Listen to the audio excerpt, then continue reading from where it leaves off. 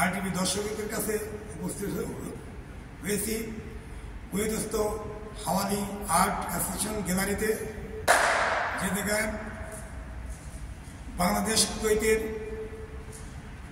সম্পর্কের 50 বছর পূর্তি উপলক্ষে উদযাপন উপলক্ষে 4 দিনব্যাপী চারুকলা ও শিল্প প্রদর্শনী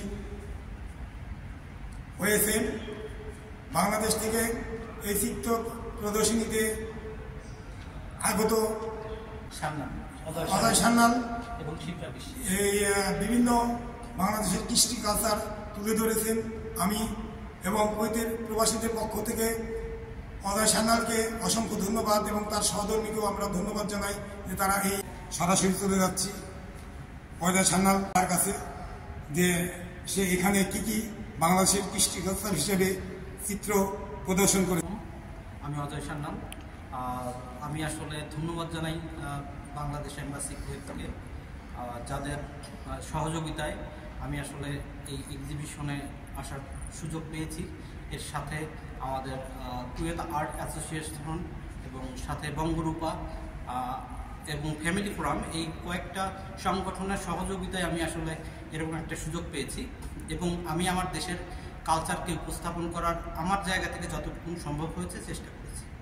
এবং এখানে আমাদের দেশের কালচার হিসাবে প্রথমে যদি ইতিহাসের কথা বলি, সেক্ষেত্রে আমাদের জাতির পিতা বঙ্গবন্ধু শেখ মুজিবুর রহমান, তার জননেত্রী শেখ হাসিনা, তাদের ছবি আছে। তাদের পাশাপাশি আমি আসলে ফটো রেফারেন্স নিয়ে কিছু কুয়েতের কিছু পেইন্টিংও করেছি, যেটা স্যারের কিছুটা নির্দেশনা ছিল।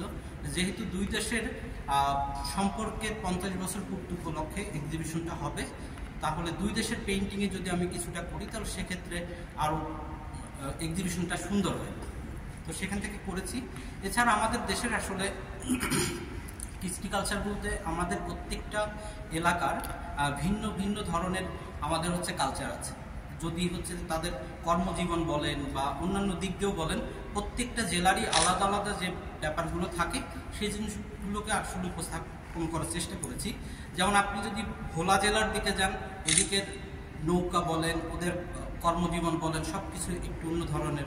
আবার একটু আপনি সেন্ট মার্টিনে গেলে ওখানকার যে নৌকার প্যাটার্নগুলো বা যেটাই বলেন, অনেক কিছু চেঞ্জ থাকে। তো এইরকম ধরনের আমাদের এলাকা ভিত্তিক কিছু কিছু চেঞ্জ তো এসেছি। তার পাশাপাশি আসলে আমাদের দেশের সংস্কৃতিতে যেসব জিনিসগুলো আসে, যেমন আমার ওয়াইফের যে পেইন্টিংগুলো আছে, সেগুলো আসলে ছোটোবেলা থেকে আমরা যা দেখে বড় হই সেটার প্রতি আমরা ইন্সপায়ার হই। তো সেই জায়গা থেকে সে আসলে যেগুলো দেখেছে, যে ফুল মানে একটা পূজার থালি, এগুলো নিয়ে সে কাজ করেছে। এবং আমি আমার জায়গা থেকে যেটা করেছি, আমাদের দেশের আমি যেটা সবসময়ই মনে করি যে আমাদের ছোট্ট একটা দেশ, কিন্তু আমাদের অনেক যে জনসংখ্যা, এই যে অধিক জনসংখ্যা, এই জনসংখ্যাতে আমাদের দেশের জন্য একটা বড় শক্তি, সেই শক্তিটাকে আসলে আমি উপস্থাপন করার চেষ্টা করছি। এটার জন্য হয়তোবা অনেক সময় এই অধিক জনসংখ্যার কারণে কোনো অকেশনাল সময়ে আমাদের জার্নিতেও অনেক সময় কিছুটা প্রবলেম ফেস করি। ট্রেন জার্নি দেখেন বা ইয়ে দেখেন, অনেক বেশি একটু প্রবলেম হয়ে যায়। তারপরেও আমাদের যে জনসংখ্যা, এই জনসংখ্যা যে আমাদের কাছে বড় একটা শক্তি, এটাকে উপস্থাপন করার চেষ্টা করেছি। এছাড়া প্রত্যেকটা জেলার যেহেতু এই জিনিসগুলো আছে, এইগুলো আমাদের কুয়েতি মানে যারা আর্টিস্টরা আছেন, এখানে যারা আসেন, তাদের অধিক সংখ্যক হচ্ছে আর্টিস্ট।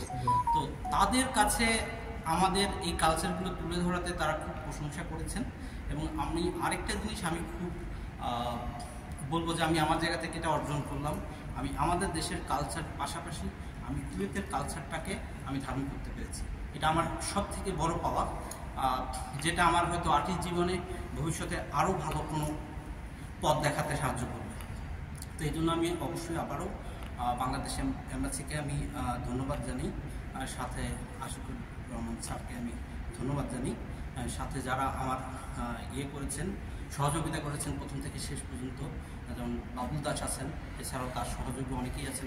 এর পাশাপাশি আরটিভি আমার কাছ থেকে যে কথাগুলো নিলেন, আমার যে কথাগুলো তারা পেলেন এবং আমি তাদের কাছে আমার কথাগুলো বলতে পেরে আমি তাদের প্রতি ধন্যবাদ জ্ঞাপন করি।